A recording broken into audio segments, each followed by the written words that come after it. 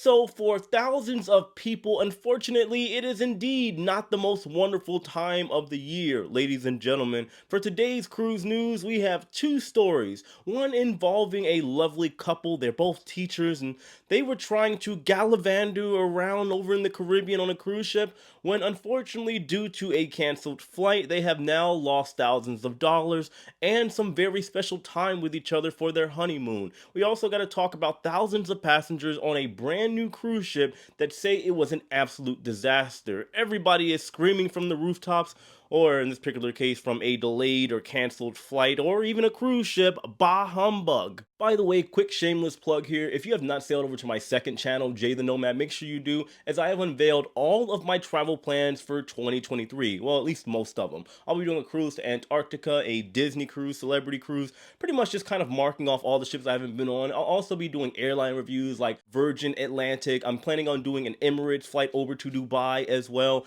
and so much more. Resorts, all that other good stuff, all on my second channel. So make sure you go over there, watch that video, and subscribe if you haven't already. Also, keep in mind that I'm currently over in France. My girlfriend Lauren and I will be taking a trip over to her home city in Paris, and I'll be giving you guys some content over there, possibly stuff that you have never seen before as a tourist, because my girlfriend Lauren speaks French. She knows the culture. She was born over there, so she knows the area, which means you're going to get some information that you will not find anywhere else. So all the more reason for you to subscribe to that channel. So we have a newlywed couple that is going through a giant wave of emotions, as unfortunately they have missed their cruise. They are out $4,000, and at this point in time their bags are nowhere to be found. The couple is known as the Graysnicks. First names are Marcus and Andrea, and well, they live in Wisconsin. They were set to go sail on a cruise ship, I believe over in Florida, when there was a giant snowstorm over in the Midwest. Now, I would say even around most of the United States, even over in Florida where I was, it got a little chilly. It was about 30 degrees over in Florida. It was jacket weather, definitely. We thought it was going to snow over there.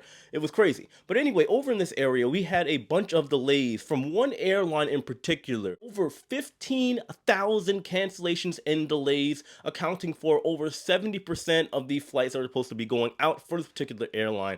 I am talking about, of course, Southwest.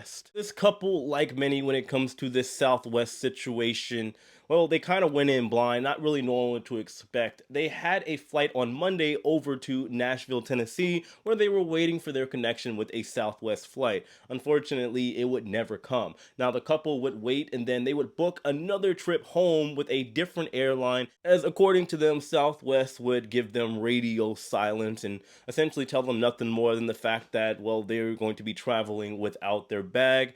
And now they are home, out $4,000 because their cruise, I'm not sure what the insurance situation or type of coverage or travel protection they had, but they're saying as of right now they are out $4,000. And the more important thing is that they will not be able to spend some very needed, very quality time together for their honeymoon, because since they are both teachers and they are educating the future and all of that jazz, well, this is the only time where both of them had enough time off to actually spend with each other. It is a very sad, unfortunate story. Now, the cruise that the Graysnicks were supposed to be sailing on is unknown. However, around the same time, there were literally thousands of cruise ship passengers due to this situation that did not make it to their cruise. However, you did have the Carnival Celebration that was aware of the news, made privy to it, and they did try to delay the sail away. However, it was to no avail, as there were still hundreds of people for that particular cruise that did not make it due to these Southwest delays. Now, obviously, I'm not going to speak on everyone's exact situation here, but this is a reminder to many of you. If you are going on a cruise, unless you are a crazy person like little old me, you should arrive to the city in which you are sailing out of at least the day prior, one day prior to you actually sailing on your cruise. Now, given with this whole storm, this winter storm that took place over in the Midwest, there is no telling that it could have been prevented with an extra day. However, I would assume that some people out there decided they can fly to the cruise port the day of and just jump on the ship like it's nobody's business. And well, it's one of those risks that you decide to take should you decide to fly out the day of your cruise.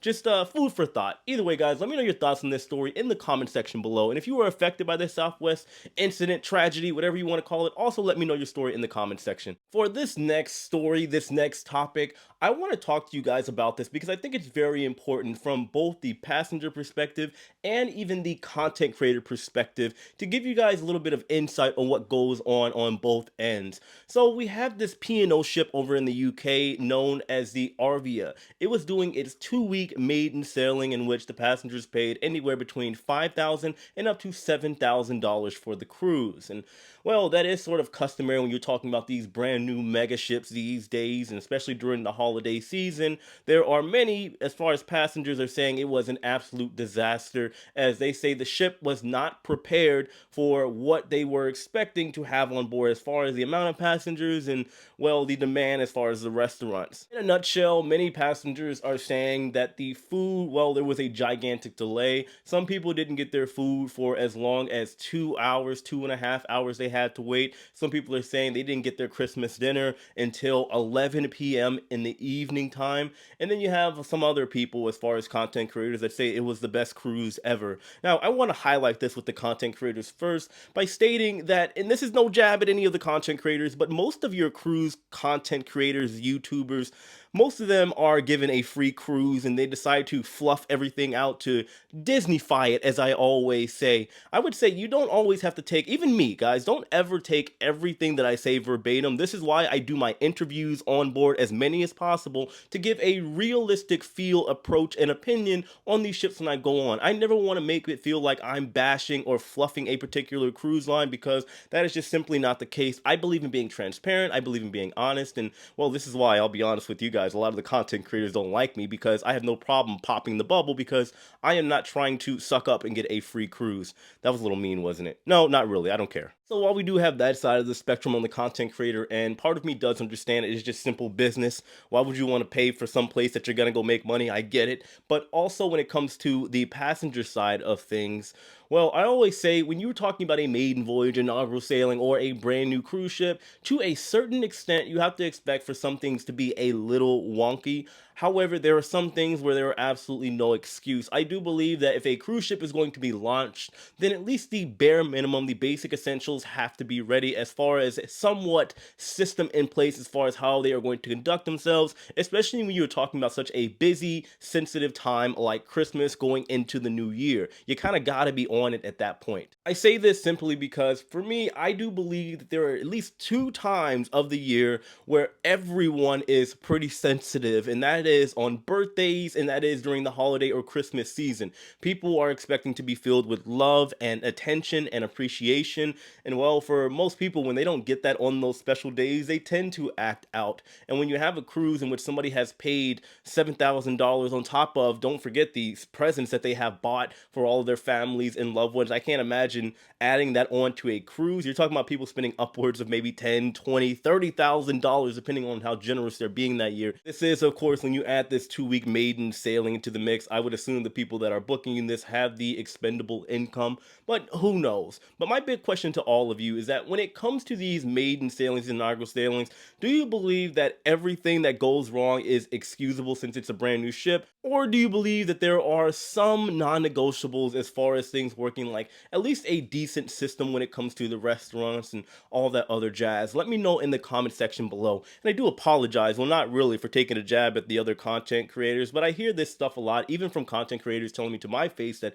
I'm arrogant or whatever because I'm not Disneyfying everything, which is absolutely insane to me. I personally don't care. I believe in being truthful, at least to what I believe is the truth, and that's why, again, I gather as much information and data from other people as well, whether it be content creators or other passengers on board that are just there to enjoy the experience and not looking at it from a lens into which they are going to break every single element down and compare it to the other cruise lines and all that, like me as a content creator and a reviewer and cruise commentator does. That's all I got, guys. As usual, just know that I love and appreciate every single one of you. Let me know once again your thoughts in the comment section below. Hit that like button on your way out. Subscribe to this channel and my other channel, Jay the Nomad, if you haven't already, because I'm telling you, we are going in for 2023. We're going to be absolutely ruthless. I got some big plans. Just wait and see, guys. I appreciate all of you guys. I'll see you later. Take it easy.